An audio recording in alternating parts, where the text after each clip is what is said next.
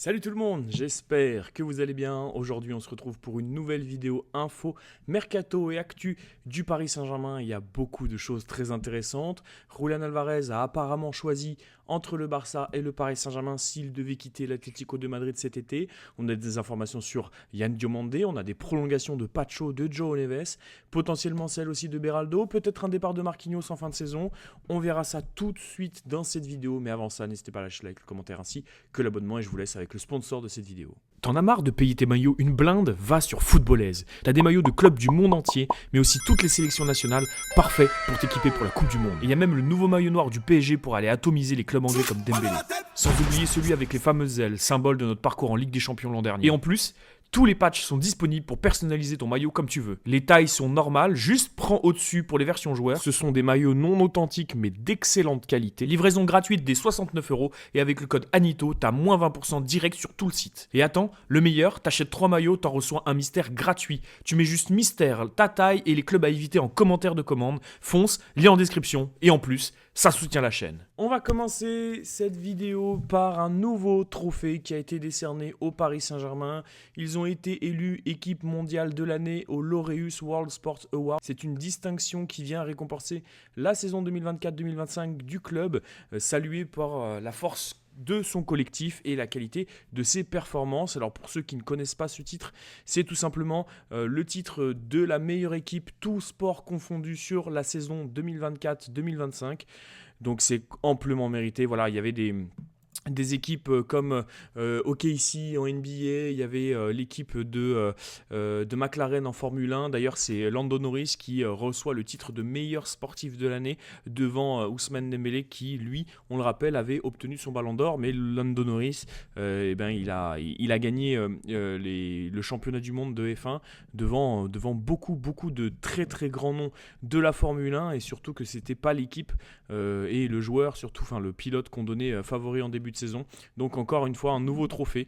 Voilà le tweet officiel des Laureus Sport Award pour décerner le titre de la meilleure équipe tout sport confondu de l'année. C'est le Paris Saint-Germain et ça c'est encore une fois un titre. Voilà, c'est juste pour nous montrer à quel point le Paris Saint-Germain a dominé son sport avec un sextuplé. En même temps, c'est dur de ne pas mettre le Paris Saint-Germain en tant que meilleure équipe de l'année.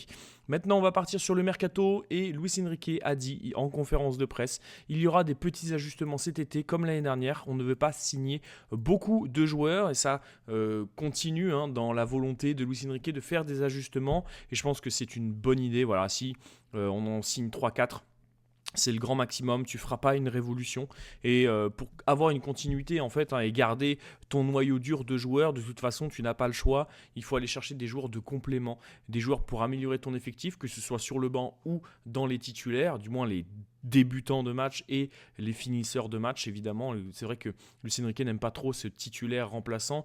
On arrive de plus en plus avec les 5 changements, avec une équipe et des joueurs qui commencent le match et des joueurs qui viennent pour finir le match et c'est vrai que ça part sur cette mentalité là, sur cette façon de faire. On a le PSG qui souhaite rester sur le modèle Real Madrid qui a bâti ses succès européens sur la continuité de son effectif.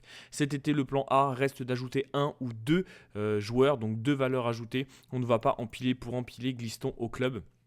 Et on a Luis Campos qui a affirmé ces derniers jours avoir 2 priorités pour le mercato, un défenseur et un attaquant, parce qu'évidemment le dossier Ilya Zabarny n'a pas conquis Luis Enrique, n'a pas conquis les supporters, n'a pas conquis le board, donc il va falloir recruter différemment.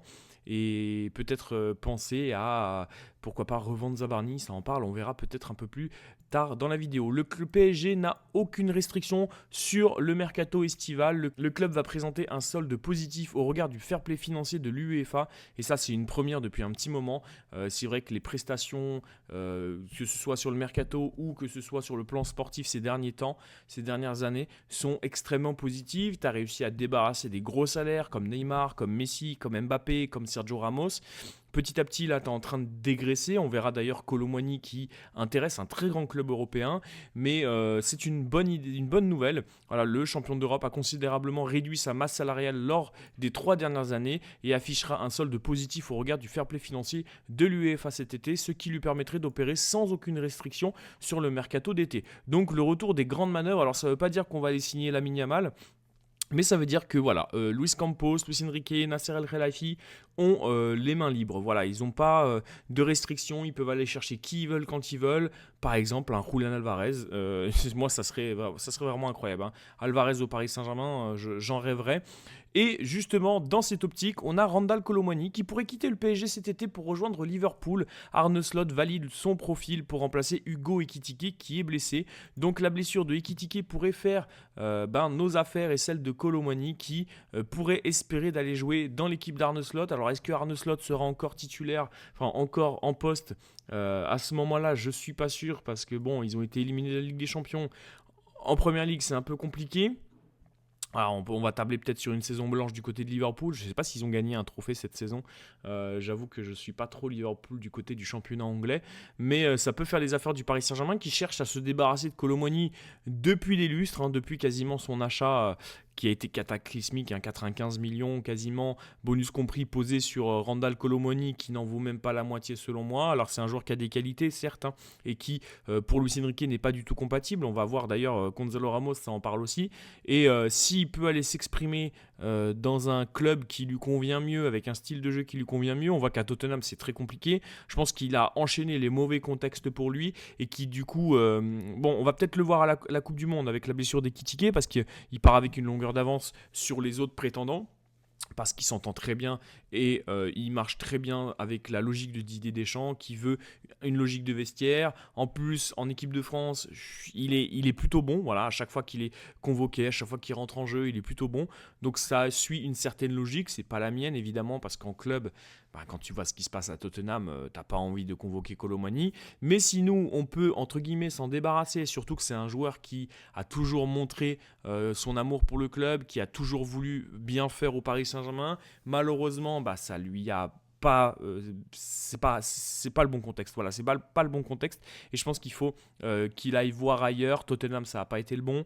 Et à Liverpool, tu te dis que peut-être il y a une place à se faire. Et puis en plus, c'est des clubs anglais, donc on peut potentiellement récupérer une grosse somme. En parlant de Liverpool, on a le même joueur en commun en visuel. C'est Yann Diomandé, qui est désormais la cible principale de Liverpool pour remplacer Mo Salah. Ce transfert ayant été approuvé par tous les décideurs de Liverpool. Des discussions concrètes sont en cours avec ses nouveaux représentants chez Rock Nation Sport, bien qu'il n'ait aucun accord conclu et que les clubs n'aient pas encore entamé de négociations. RB Leipzig souhaite ajuster son salaire et prolonger son contrat. Le PSG, dirigé par Luis Campos, est également dans la course et a déjà tenu une réunion avec ses agents. Donc ça, c'est la grosse information. Le Paris Saint-Germain est très très intéressé par Yann Diomandé et ça a été confirmé par Jamel qui, sans vous le présenter évidemment, vous devez certainement le connaître, qui est un insider extrêmement bien informé au sein du Paris Saint-Germain. On a ici le PSG est bien dans la course pour Yann Diomandé et déjà tenu une réunion avec ses agents. Il est également la priorité de Liverpool pour remplacer Mohamed Salah. Donc voilà, il est extrêmement pisté et on a vu que Luis Campos a vu les représentants de Gabriel Martinelli et de Yann Diomandé. Alors il y en a beaucoup qui se sont posé la question pourquoi Martinelli, tout simplement parce que c'est le même agent que Diomandé. Voilà, c'est uniquement pour ça, parce que Martinelli n'est certainement pas dans les plans du Paris Saint-Germain et de Luis Enrique, parce que je vois pas un ailier un ailier gauche droitier déjà dans un premier temps qui est extrêmement mauvais en finition. Alors oui, il a un abattage sur le terrain qui est quand même assez fou. Mais je pense que les agents du joueur en ont profité pour lier son nom au Paris Saint-Germain pour essayer de lui trouver une nouvelle porte de sortie ou peut-être une revalorisation salariale à Arsenal, parce que c'est vrai que je vois pas quel club va être intéressé par Martinelli. Un club plus grand qu'Arsenal, hein, j'entends évidemment. Personnellement, ouais, c'est un jeu d'agent. Voilà, c'est un jeu d'agent. En aucun cas le Paris Saint-Germain est intéressé par Martinelli. Nous, ce qui nous intéresse, c'est Diomandé. Mais le problème de Diomandé, c'est qu'encore une fois, c'est que c'est un joueur qui est droitier, c'est un ailier gauche droitier, et on en a plein. Alors oui, lui, il peut jouer sur tous les fronts de l'attaque, hein. Il peut jouer plutôt en faux numéro 9, tantôt il peut jouer en ailier gauche, tantôt il peut jouer en ailier droit. Nous, ce qu'on cherche, c'est un ailier droit gaucher, on le sait. Même si lui, il a plus ou moins les deux pieds, ça reste le même profil que ce qu'on a déjà. Et est-ce que c'est vraiment le joueur qu'il nous faut? Je ne suis pas sûr. Le RB Leipzig demande maintenant plus de 100 millions pour Yann Diomandé. Depuis que leur qualification en LDC est devenue très probable, ils ne sont plus dans l'obligation de vendre le joueur à tout prix. Le board du club allemand juge que la valeur de l'Ivoirien acheté 20 millions Leganés a plus que quintuplé. En parallèle, le club de Red Bull tente également de prolonger l'ailier avec une grosse augmentation salariale. Bon, on sait que les clubs allemands sont extrêmement gourmands. On sait que, par exemple, Luis Campos, quand il négociait pour João Neves, ça parlait de 80-100 millions d'euros. Finalement, on l'a eu pour 65. Nul doute que ce ne sera pas 100 millions pour Diomandé, ça m'étonnerait. Après, si lui veut venir absolument du côté du Paris Saint-Germain, banco. Après, j'avoue qu'au niveau du profil, c'est un joueur qui m'intéresse, évidemment. Hein. C'est un joueur qui est extrêmement important. D'ailleurs, on l'a vu lors d'une story Instagram récemment qu'il était à Paris. Voilà, il était à Paris avec deux de ses amis. Est-ce qu'il faut voir un signe? Je ne suis pas sûr. Moi, je pense que c'était vraiment l'occasion, histoire de discuter avec Luis Campos, peut-être avec Luis Enrique. Après, voilà, il y a des contacts entre tous les agents, tous les joueurs, entre tous les clubs pour essayer d'aller chercher l'information, voir si c'est possible, si c'est pas possible. On a vu des informations par rapport à Enzo Fernandez. Voilà, là, ça a l'air d'être un peu plus concret que les autres joueurs. Mais bon, est-ce que c'est le profil qu'il nous faut? Je suis pas sûr. Voilà, je suis pas sûr que ce soit le joueur qu'il nous faut absolument. Moi, je serais plutôt tenté, s'il faut mettre 100 millions, je serais plutôt tenté de mettre 100 millions sur Alvarez, mettre Alvarez dans l'axe et de mettre ensuite Ousmane Dembélé sur le côté droit. Après, on sait qu'Yann Diomandé, c'est un jeune joueur. Je crois qu'il a 19 ans, hein, si je dis pas de bêtises. Donc, il est encore plus jeune qu'Alvarez. Après, bon, voilà, c'est un diamant à polir. À voir s'il veut jouer sous Luis Enrique ou pas. Dites-moi dans les commentaires si pour vous, ça serait la bonne pioche, si c'est le joueur qui manque. Pour le coup, j'en suis pas certain personnellement. On continue avec le PSG qui est sur la piste d'Alexei Batrakov, auteur d'une saison étincelante. Le milieu offensif du Lokomotiv Moscou disposerait d'une clause libératoire de 16 millions d'euros. Porto et le Napoli sont également attirés par lui. On a d'autres informations. Hein. Le jeune milieu offensif du Lokomotiv Moscou de 20 ans serait dans le viseur du PSG pour renforcer le banc cet été. Et on a une information complémentaire. Un montant de 23 millions d'euros pourrait satisfaire le Lokomotiv Moscou. Le club parisien pourrait formuler une offre. L'agent du joueur confirme cette information est exacte. Oui, nous sommes en discussion avec le PSG, mais également avec différents clubs européens. Si les clubs parviennent à un accord, la décision finale reviendra aux joueurs. Alexei est un joueur très intelligent et polyvalent. Il a un objectif précis et travaille pour l'atteindre. Je suis convaincu que si Alexei veut jouer en Europe, il y parviendra. Voilà, j'ai l'impression que c'est typiquement le genre de joueur que tu vas aller chercher, parce que c'est un russe encore un, avec notre cher gardien, pour exfiltrer Zabarny. Voilà, parce qu'on sait très bien que ce qui se passe entre la Russie et l'Ukraine en ce moment, et on sait très bien que voilà, Zabarny en ce moment c'est très compliqué au Paris Saint-Germain. On va voir au niveau des informations complémentaires, mais attention à avoir ce genre d'informations des Russes, hein, c'est pas la première fois qu'on en entend parler de ce petit Alexei. À voir ce qui va se passer pour renforcer le banc. Si c'est un jeune joueur qui a du talent, évidemment on prend. Après, est-ce que c'est vraiment ce dont on a besoin? Je sais pas. Voilà, en termes du profil, c'est un jeune milieu offensif, c'est meilleur buteur du championnat russe. Voilà, ça vaut ce que ça vaut. C'est un jeune joueur de 20 ans. On verra. Peut-être que c'est un grand talent, mais j'avoue que je vais pas faire le mec qui regarde le championnat russe en tout cas. Le PSG pourrait s'intéresser à Ladislav Krejci de Wolverhampton. Avec la relégation du club anglais, Paris pourrait en profiter pour se renseigner sur le profil solide et polyvalent du joueur. Un dossier à suivre. Voilà, c'est une information, c'est un pourrait. Voilà, c'est prendre l'expectative, c'est-à-dire qu'il n'y a rien, il n'y a aucune information là-dessus. Je préférais le transmettre parce que voilà, c'est un joueur avec certaines qualités, c'est un jeune joueur. Voilà, c'est un joueur qui joue défenseur central et milieu défensif, donc ça peut être une idée, surtout avec potentiellement le départ de Marquinhos. On verra ça un petit peu plus tard. Le Real Madrid s'intéresse à Pape Matar Sarr. Je vous ai transmis cette information parce que le PSG et le Bayern suivent également sa situation. Une relégation des Spurs pourrait accéder à son départ. C'est des joueurs, hein, comme on a dit lors de la dernière vidéo Mercato. C'est vrai qu'avec la descente potentielle de Tottenham en Ligue 2 anglaise, tu peux aller chercher du Van de Ven, tu peux aller chercher du Romero, tu peux aller chercher du Pedro Porro, tu peux aller chercher du Pape Matar Sarr, tu peux aller chercher du Matistel. Il y a beaucoup de joueurs de très très grande qualité et c'est là où j'ai du mal à comprendre comment Tottenham peut être aussi mauvais en Première Ligue cette saison avec tous les joueurs qu'il y a. C'est une question que je me pose quand même, hein, parce qu'il y a quand même de très très grands joueurs, des joueurs de très très grande qualité. L'information certainement pour laquelle vous avez cliqué sur cette vidéo, c'est Julián Alvarez aurait fait son choix entre le Barça et le Paris Saint-Germain. Selon Mundo Deportivo, donc média espagnol, l'attaquant argentin sous contrat contrat encore jusqu'en 2030 avec les Colchoneros, privilégierait aujourd'hui une arrivée au FC Barcelone. Le PSG et Arsenal montrent également leurs intérêts dans le dossier. Alors, ça vaut ce que ça vaut. Média espagnol, on sait très bien que, en plus Mundo Deportivo, si je dis pas de bêtises, c'est un média catalan. Donc évidemment que le média catalan va donner dans son sens. Après, ça a une logique. Voilà, Lionel Messi, qui est la plus grande légende de l'histoire de ce sport, est argentin. Et finalement, il a fait toute sa carrière au FC Barcelone. Donc on sait qu'il a été conseillé par Messi de ne pas rejoindre le Paris Saint-Germain. Donc peut-être qu'il va être conseillé par Messi de rejoindre le FC Barcelone. Après, on sait très bien que l'Atlético de Madrid ne veut absolument pas vendre ce joueur-là précisément au FC Barcelone, parce que ça serait renforcer ses concurrents directs, et privilégierait lui, par contre, une vente, mais à l'international, c'est-à-dire pas en Espagne. Donc c'est là où le PSG a son coup à jouer, surtout que le Paris Saint-Germain suit de très longue date le joueur. Il est possible de voir le Paris Saint-Germain, le joueur signé au Paris Saint-Germain cet été. Après, évidemment, si le FC Barcelone a les sous, potentiellement qu'il irait du côté du Barça. Mais moi je suis encore confiant, je suis encore confiant parce que l'Atlético va se montrer beaucoup plus gourmand avec le Barça, et le Barça, on sait que financièrement c'est très compliqué, même si on a vu l'information récemment qu'ils étaient passés en 1 pour 1, c'est-à-dire que s'ils vendent 100 millions, ils peuvent acheter pour 100 millions, mais je vois mal le Barça réussir à sortir 150 millions, parce qu'on a vu l'Atlético valoriser le joueur à plus de 200 millions d'euros, donc ça voudrait dire 130, 150 millions qu'il va falloir faire cracher pour le FC Barcelone. Ça me paraît un peu beaucoup, là où le PSG aurait l'avantage de ne dépenser que 100, 120 millions d'euros à mon avis. Je pense qu'il y a une plus grande chance à l'heure actuelle, malgré cette information, de voir Julián Álvarez du côté du Paris Saint-Germain que du côté du FC Barcelone. Après, s'il part de l'Atlético pour aller au Barça, ça aurait une logique, évidemment, on va pas dire le contraire.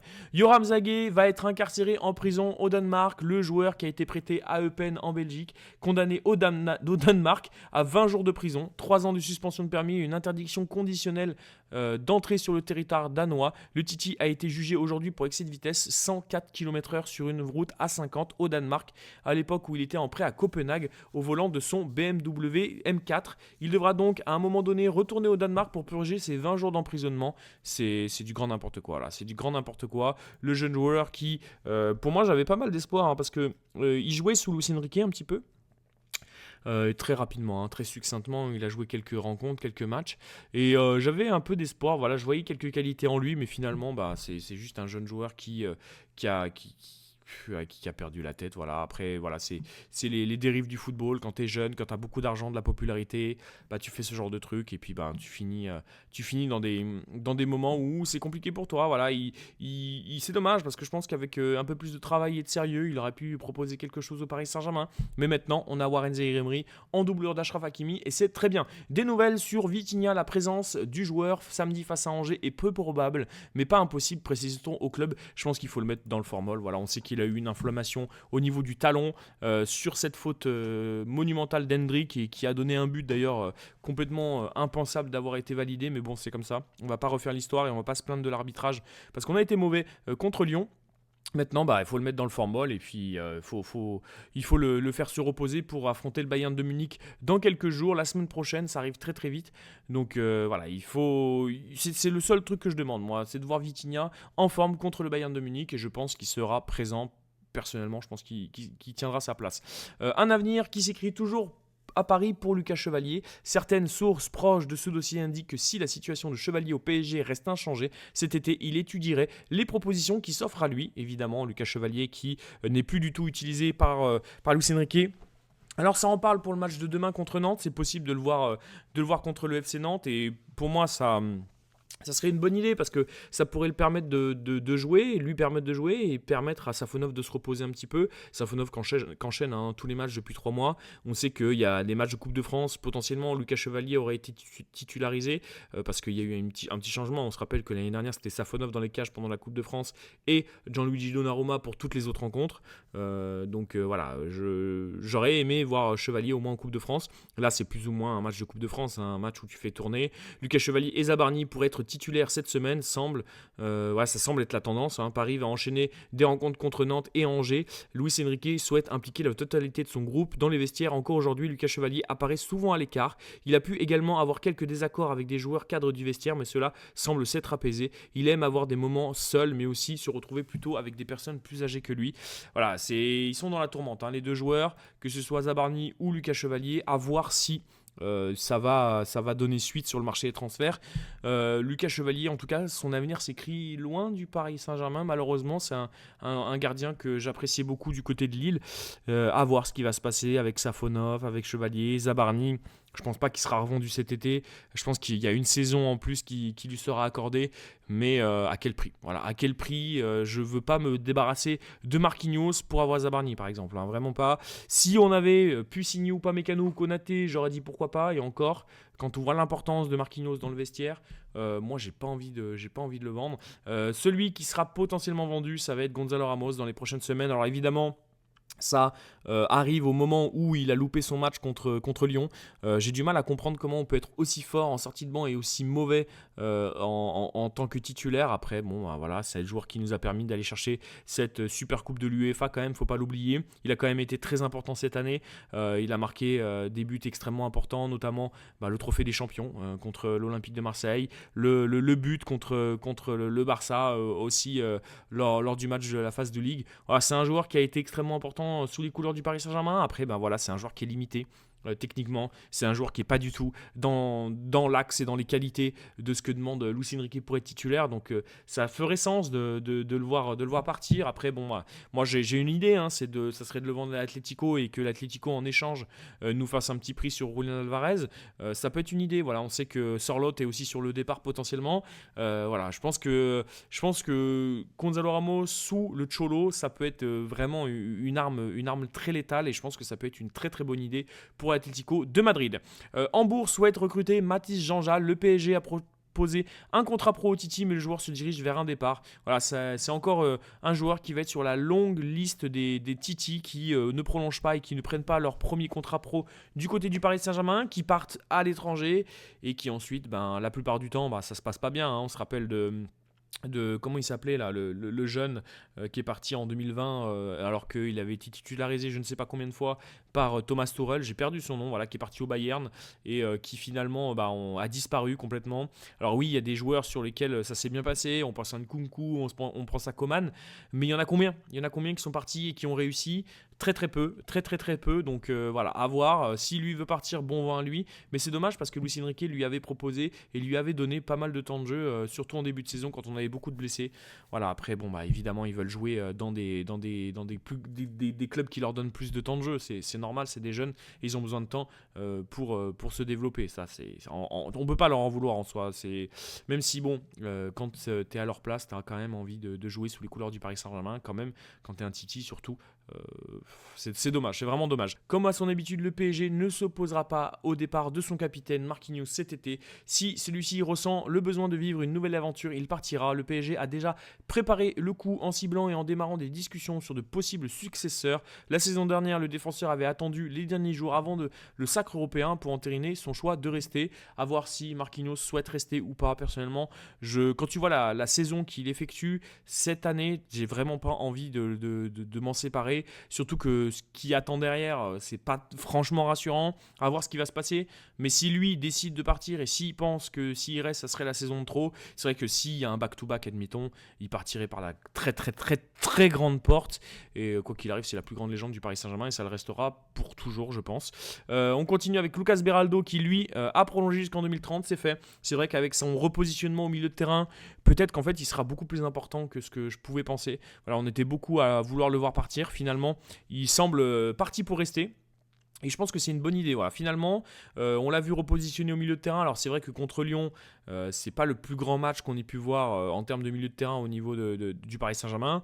Mais Beraldo montre des choses intéressantes. On sait qu'en termes de turnover, ça peut être intéressant. L'entrée l'année dernière contre Liverpool a été intéressante. L'entrée cette année contre Liverpool a aussi été intéressante, mais cette fois au milieu de terrain. Voilà, je pense qu'il a son avenir au Paris Saint-Germain à court terme, voilà, pour l'instant. À voir si on arrive à faire monter sa valeur marchande et le revendre. Mais quoi qu'il arrive, voilà, prolonger jusqu'en 2030, ça t'assure une continuité dans le contrat. C'est sera pas le joueur le mieux payé de l'effectif. Et puis si jamais il y a un grand club qui derrière va vouloir l'acheter, ça rajoute encore de l'argent à potentiellement récupérer sur le joueur. Donc ouais, moi je vois pas forcément de mal à la vente, à la prolongation de Beraldo, que ce soit pour la vente dans l'année prochaine ou pour prolonger au milieu de terrain et pour pouvoir avoir une solution en plus.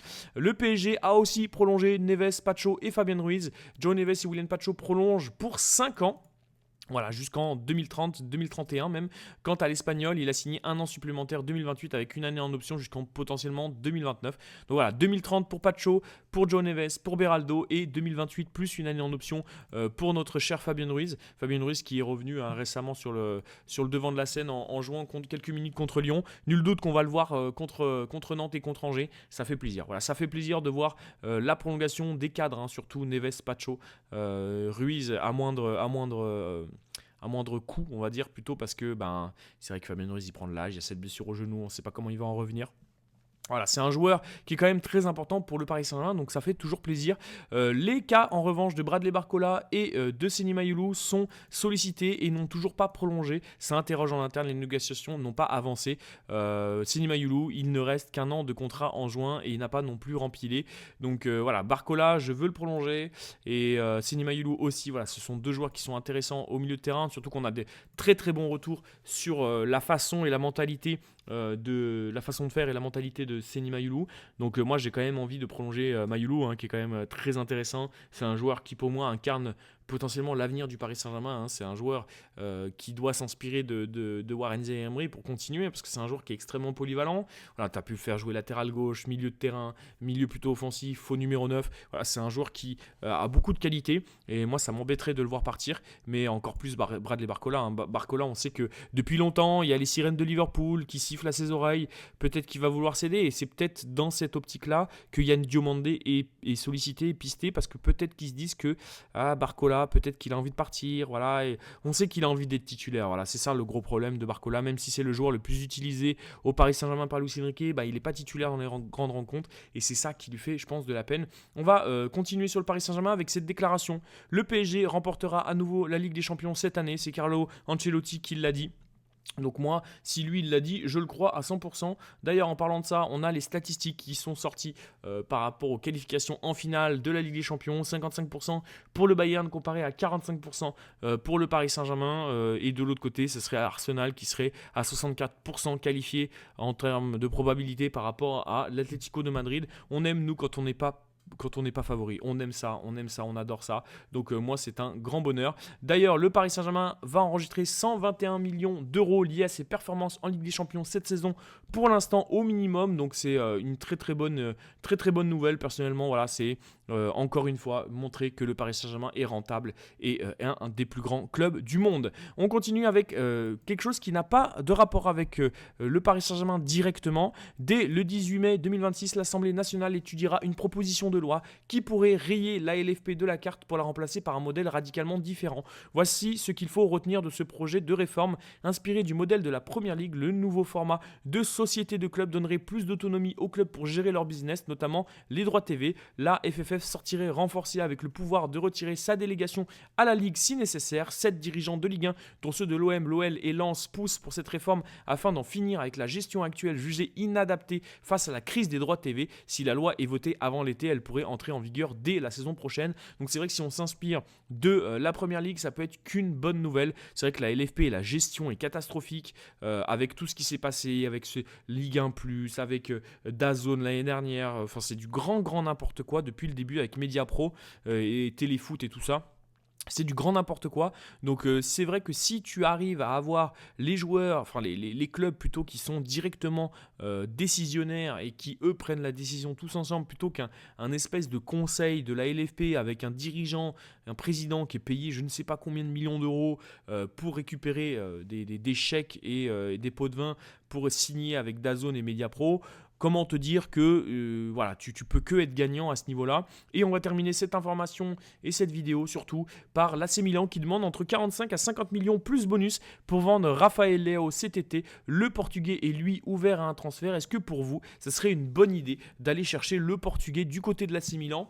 Voilà, je vous laisserai répondre dans les commentaires. Moi, personnellement, je pense pas. Mais bon, vous êtes libre à 50 millions d'euros. C'est potentiellement une bonne opportunité. Vous savez que moi, 50 millions d'euros, je les poserai sur Kamavinga malgré tout ce qui se passe en ce moment, malgré le carton rouge en Ligue des Champions, parce que pour moi, il est dans un mauvais contexte et je pense que sous Luis Enrique, ça peut faire des ravages un joueur comme ça. Après, voilà, vous pouvez me donner vos avis en commentaire. Merci à tous ceux qui ont suivi cette vidéo jusqu'au bout. N'hésitez pas à me donner votre avis du coup sur Raphaël Leao et je saurai que vous l'avez vu jusqu'au bout cette vidéo. Merci à tous. Je vous souhaite une très très bonne fin de journée, une très bonne soirée et je vous dis à très très vite sur la chaîne. C'était Anito. Ciao!